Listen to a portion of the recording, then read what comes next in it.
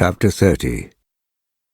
In the name of God, the most gracious, the most merciful. Alif Lam Mim. The Romans have been defeated in a nearby land. They will reverse their defeat with a victory within a few years, for with God rests all power of decision, first and last. On that day the believers too will have cause to rejoice with the help of God. He helps whom he pleases. He is the mighty and the merciful. This is God's promise. Never does God fail to fulfill his promise.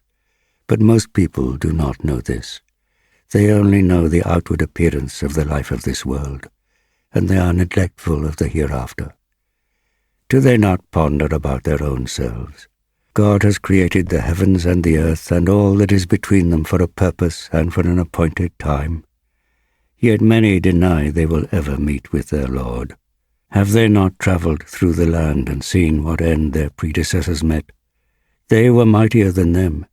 They cultivated the earth more and built more upon it than these have ever built.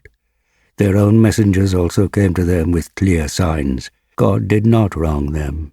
They wronged themselves. Then the end of those who committed evil was evil, for they belied the signs of God, and they derided them. God originates the creation and shall repeat it. Then to him you shall be returned. On the day the hour arrives, the guilty will be struck dumb with despair, and they will have no intercessors among those partners they ascribed to God. They will deny these partners when the last hour dawns. On that day they will be sorted out. Those who believed and did good deeds will rejoice in a garden.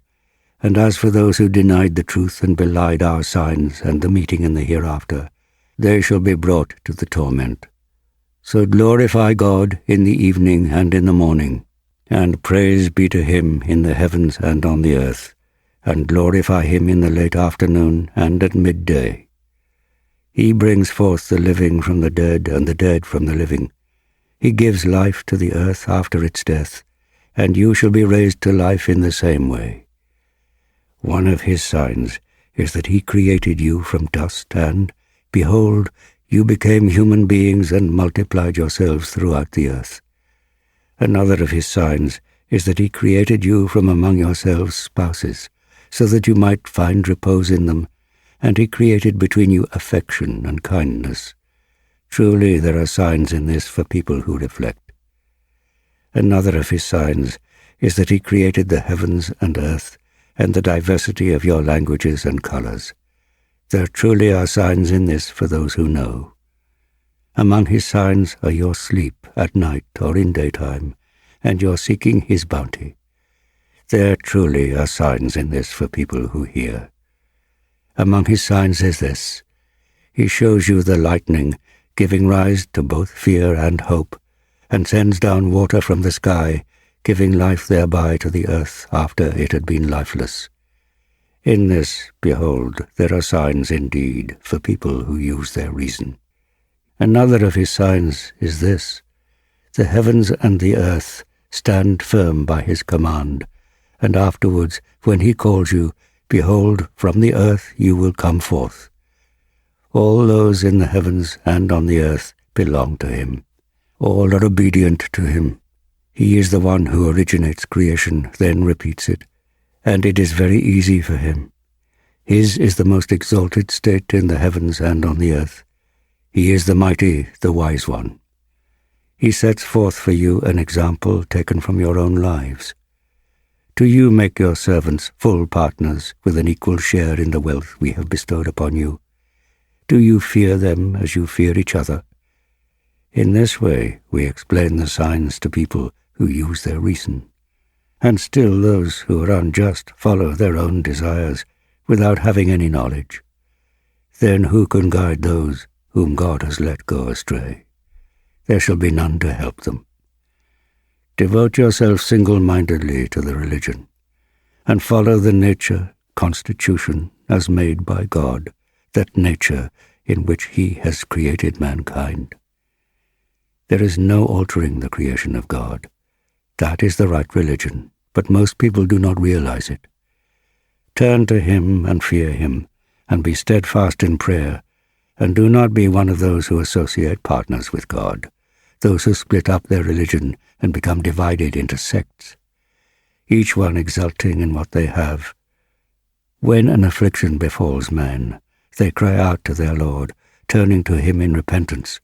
But then, when he has made them taste his mercy, a section of them associate partners with their Lord, and are ungrateful for what we have given them. So enjoy yourselves for a while, but soon you will come to know. Have we sent down to them any authority which speaks in favor of what they associate with him? When we give mankind a taste of our blessing, they rejoice therein. But if they encounter tribulation because of their own actions, they fall into despair. Do they not see that God gives abundantly to whoever he pleases, and sparingly to whoever he pleases? In that truly there are signs for those who believe. So give the near relative, the needy, and the wayfarer their due. That is best for those who seek God's pleasure. Such men are the ones who will surely prosper. Whatever you lend out in usury to gain in value through other people's wealth will not increase in God's eyes, but whatever you give in alms in your desire for God's pleasure will be multiplied. God is he who created you, then provides for you, then will cause you to die, and then bring you back to life. Can any of your partners do any one of these things? Glory be to him, and exalted be he above anything they associate with him. Corruption has appeared on land and sea because of the evil which men's hands have done. And so he will make them taste the fruit of some of their doings, so that they may turn back from evil. Say, journey through the land, and see how those before you met their end. Most of them ascribed partners with God. Prophet, set your face to the right religion before that day comes from God which cannot be averted. On that day, mankind will be parted in two. Those who rejected the truth will bear the burden of that rejection, and those who did good deeds will have made good provision for themselves. For then he will reward out of his bounty those who believe and do good deeds. He does not love those who reject the truth. Among his signs is this: he sends out the winds bearing good news, so that he may make you taste his mercy, and ships sail at his command, so that you may seek his bounty and be grateful. Surely we sent messengers before you to their own people, and they brought them clear signs. Then we took vengeance on the guilty. It was certainly our duty to help the believers. It is God who sends out the winds so that they raise the clouds. Then he spreads them in the sky as he wills, and places them layer upon layer, and you see the rain issuing forth from their midst. When he causes it to fall on whichever of his servants he pleases, behold, they rejoice, though before it was sent down upon them, they were in despair. Look, therefore, at the signs of God's mercy, how he resurrects the earth after its death. Truly, the same God will resurrect the dead, for he has power over all things. Yet if we send a wind and they see their harvest turn yellow, they will then begin to deny our favors. You, prophet, cannot make the dead hear, and you cannot make the deaf hear your call when they turn their backs and leave. Just as you cannot lead the blind of heart out of their error, you cannot make anyone hear your call save those who are willing to believe in our revelations, and thus surrender themselves to us, and are submissive to our will. God is the one who has created you in a state of weakness. Then he has granted you strength following your weakness. Later on he has given you infirmity and grey hairs in place of strength. He creates whatever he wishes. He is the all-knowing and all-powerful. On the day the last hour arrives, the evildoers will swear they have not even tarried for an hour. They have always been deluded.